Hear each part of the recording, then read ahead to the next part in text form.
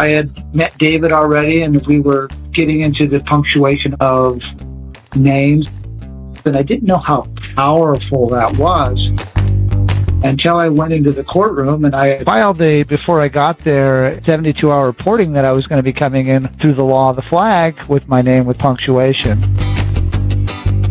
The judge, Donald Hall, my enemy on too, he became my friend. He was yelling for a QSIP number, and I knew a little bit about the QSIP system, but I didn't know a lot. I knew a little bit about the straw man, but I didn't have any verification. And the judge was up there, Russell J. Gould, Russell J. Gould, Russell Gould. He was holding my paperwork, and he goes, "Did you send in this paperwork? Did you?" And I saw my Title IV flag on his plane, and I was pretty nervous, and I didn't know a lot, and I didn't say nothing. All of a sudden, he looks at the clerk of court and he goes, "He just doesn't seem to hear me from here." So this judge was a player. So he jumps off the bench and comes down to my plane and says, Russell J Gould. And of course, I didn't know that a dash meant to omit the words after. I didn't know a lot, but I volunteered and I entered the communication game at that point.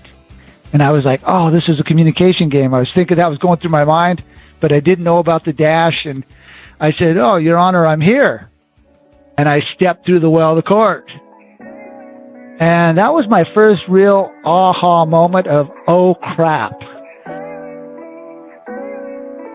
I don't know what I'm doing, but how in the world is that judge on my plane? And why is he holding my paperwork so in his hand? And I just didn't know a lot. And so the judge could tell that. I went and sat down at the table. I was the only one in the courtroom. And then the Fremont County prosecutor then at that point came into the courtroom, and he sat in the defense chair. I didn't even know that. And I sat in the prosecution chair.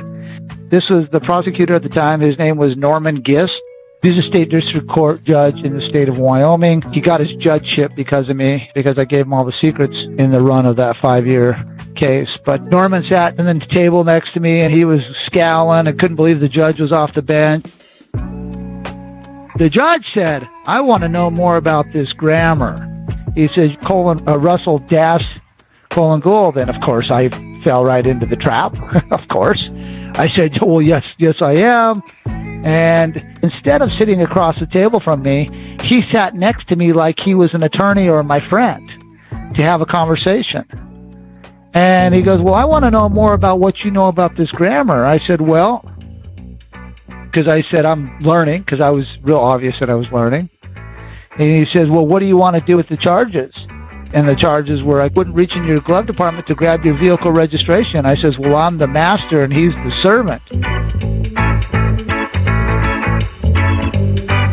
And masters don't move for servants, and the servant was asking me to do something." He goes, "Well, you have a driver's license." I said, "Yes." He goes, "Well, you agreed to certain terms." I didn't know any of these things at the time, guys. I was dumb. And I said, "Yeah, but the master doesn't reach for the servant." He says, "Well, I'll tell you what, I'd like to enter a plea." And he looked up at the clerk, and the clerk was holding her. It was really interesting. It's like it was a setup. It was a theater. He says, "I'm going to enter a plea of not guilty, and I'm going to have you come back to court so you can figure out what the heck we're supposed to do about all this." Of course, I didn't know he was functioning as my master, but I knew it was an aha moment of, oh crap, communication means something here. Now what the heck am I going to do?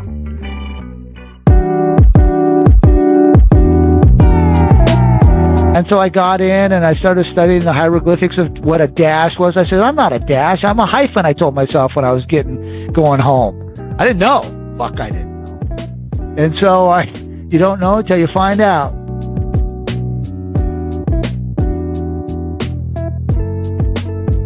And so I went home and I studied up the difference between a dash and a hyphen.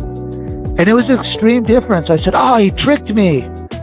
With it, I knew enough about timelines under 21-day communication state timeline that I communicated back to contest his entering a plea of me of not guilty. And the word games began from there on. And I mean, it took me 5 years to win that first initial case.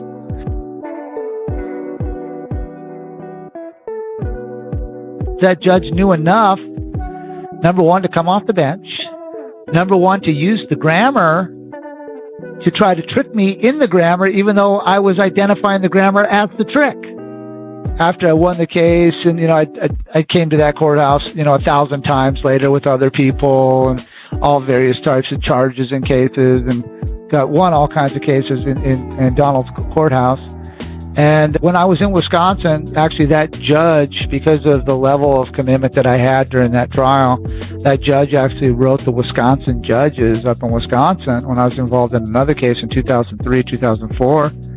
In Wisconsin, I knew a hell of a lot more and was able to win that case. But they prepared me on the grammar in Wyoming. And in that case in Wyoming, because of the level that I took it to, they actually dropped the word district out of Fremont County District Courts, because district meant demon god of the underworld for trickery, for trictus, right? Dis in Latin means demon god. Tricked comes under trictus. So they had an emergency meeting in the state of Wyoming, and they took the word district out of the circuit court and changed everything into circuit courts in Wyoming.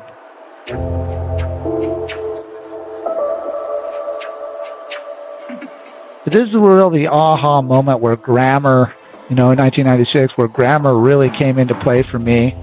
And it changed the outlook of how I looked at things. I never fell for the trap again of dash, never fell for the trick again of a judge sitting next to me and having his robe on. I mean, these are all things that I learned through the system. So it was all tied to the birth certificate system through this grammar paradigm. And then in 1999, of course, David and I caught the bankruptcy ending of the United States and calling the states, so we were calling all states at the time, to have a constitutional convention to reauthorize the money. Each state had to reauthorize their own money because the birth certificate system was no longer valid as of 1999. Of course, under maritime commerce of 2-year salvage, all 50 states vacated their estate to create their own money. And that's why we have no borders anymore. So that's why there's no borders up. That's why they're doing all these things that they're doing to the people right now. It's quite sad, the trickery. They should have had a constitutional convention in 1999, reauthorizing a constitution, reauthorizing a Congress, reauthorizing the rules to elect a leader, if we even would ever need a leader again, because the president was the leader of the bankruptcy, and the bankruptcy had ended. So, all these things, that's what we're seeing now is, don't get caught up in the games, what you see in the theater now, because how they elect a leader, they don't have a position to elect a leader. There is no Congress. Congress is closed. This is all just theater to ensnare our minds off of stealing rights and terraform the whole world.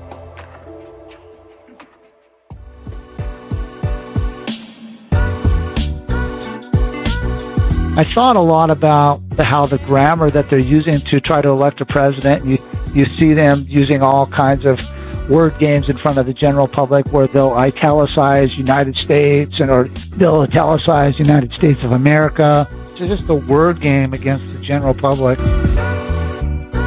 But it's masterfully done. In this fake election, it is the first time, because the U.S. military and the U.S. government doesn't exist, and they've surrendered their whole system over to their AI systems. This is where Elon Musk comes in and visits Ramic or whatever the heck these adjective pronouns are. And it's the first time that you have the merger, the beautiful synchronicity of the merger of big tech and government, because there is no government and big tech has to run them because the AI is in charge of the people.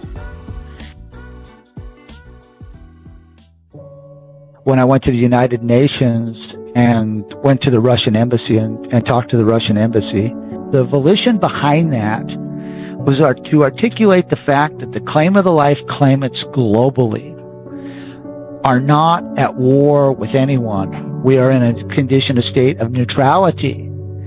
And that a fake government called the United States and the United States of America, who had zero authorization to exist as a corporation, did not have authorization to go to war on behalf of the claim of the life claimants, because the claim of the life claimants are in a position of neutrality. And the Russian embassy actually took my money as a filing fee for that neutrality position for the claim of the life claimant.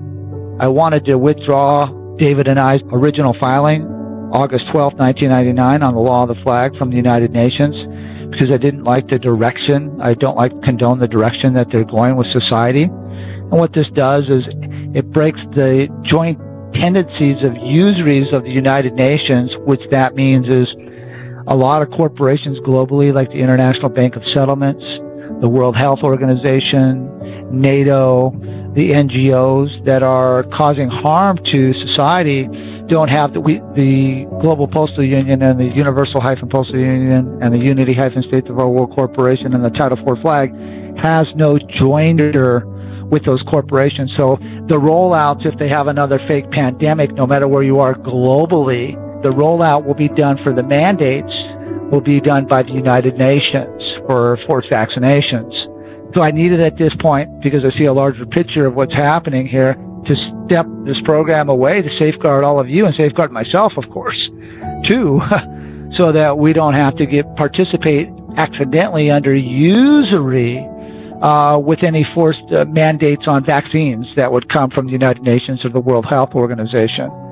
The undermining of the natural law of the citizens globally, when you brainwash them and terraform through this mass migration mechanical system that they've put together, where they give them fake educations about societies that they're going into so that they have no cultural tie to those communities that they're stepping into to terraform and force ideologies on us as claim of the life claimants as migrants come in and out of our now space. So that's another real solid volition on why I was withdrawing my corporations from the United Nations.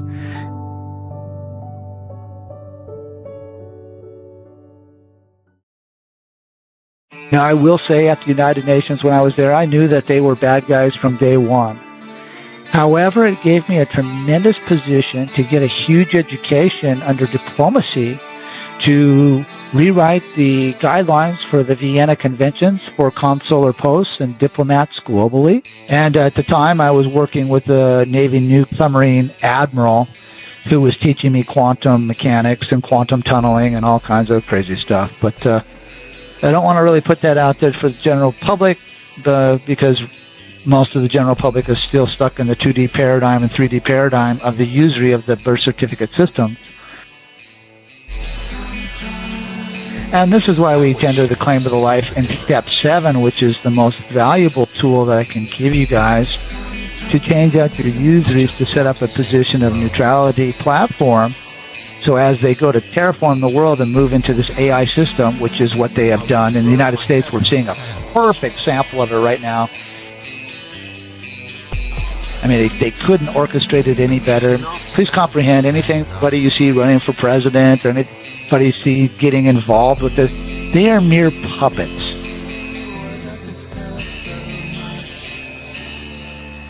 Elon Musk is not a wealthy man. He works for the 13 families, specifically the House of Jordan and the House of Saudi. That's his masters. And I've spoke with them about Elon Musk. Actually, they spoke with me about Elon Musk 2 years ago when they tried to hire me to act as legal counsel for Elon Musk. It's a really scary thing when you think about all the satellites that are being put into orbit. Though the orbit is a shallow shelf, right? It's not really a big galaxy per se. It is horizon-wise, but not vertically-wise. They're very challenged.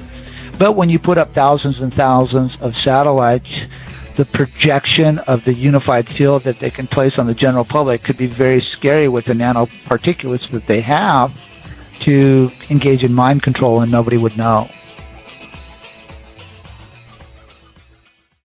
They would try to tell you it's the unified field of consciousness, but that's not what's happening here. It's a electromagnetic sphere of satellite frequency that is going to be bombarded everywhere on planet Earth. And then that's where the graphene oxide and the gene editing and all the nanoparticulates to actually tell our brains how to think and what to think, and that way nobody knows what the hell's going on. Birth certificate system, this is where step 7 and getting your claim of the life comes into place to claim your own paradigm, to separate yourself out of your earth space banking and now set up your divine space and control your own fate and your own destiny. we'll be coming out with that more and more, and I will introduce to you guys the Galactic-Postal-Union that I created in 2007 and all of that. Those systems will be coming online here shortly for you guys as you guys start setting up your market trade ports, as you start moving into your usuries outside of the Earth-space banking and setting up your claim of the life systems. There's a lot more paradigms to this to move into divine space banking, and that's a whole other thing. I don't really want to cover that on this call, but